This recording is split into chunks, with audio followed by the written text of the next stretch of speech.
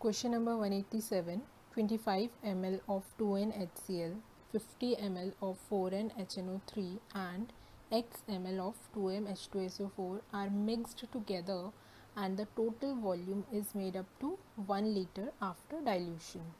50 ml of this acid mixture completely reacted with 25 ml of a 1N Na2CO3 solution. The value of X is, so क्या बोला है question में कि हमने HCl लिया है 25 ml और उसकी नॉर्मेलिटी है 2N, HNO3 लिया है 50 ml एंड उसकी नॉर्मेलिटी है 4N, फिर हमने लिया H2SO4, उसका हमें वॉल्यूम नहीं पता, x ml दिया हुआ है, ठीक है, एंड उसकी मोलैरिटी हमें 2m दी हुई है, ठीक है।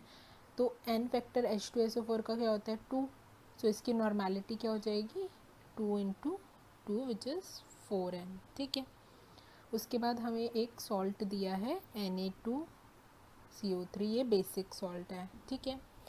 सो हमें यह बोला है जब इन तीनों का जो मिक्सचर बनाया, ठीक है, उसका जो टोटल वॉल्यूम किया आफ्टर डाइल्यूशन वो हो गया 1 लीटर, ठीक है।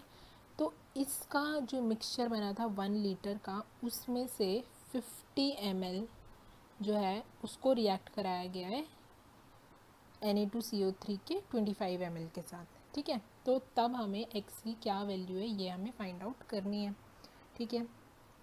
तो जो मिनी इक्विवेलेंट होंगे एसिड के, वो किसके मिनी इक्विवेलेंट के इक्वल हो जाएंगे, बेस के। बेस क्या था Na2CO3, एसिड HCl है, HNO3 है एंड H2SO4 है।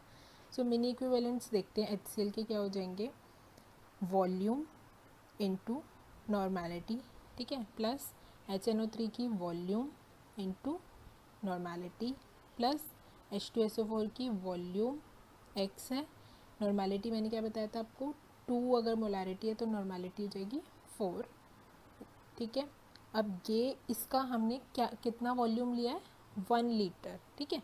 सो 1 लीटर में से 50 ml लिया है, ठीक है। तो टोटल जो था वो था 1 लीटर, मतलब कि 1000 ml, और उसमें से लिया कितना है 50 ml इज इक्वल्स टू, अब हमें देखना है मिली इक्विवेलेंट्स ऑफ Na2CO3।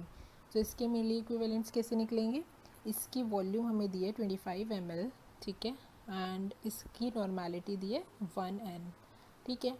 तो इस इक्वेशन को सॉल्व करके x की वैल्यू हमारे पास आ जाती है 62.5 मिलीलीटर्स, ठीक है।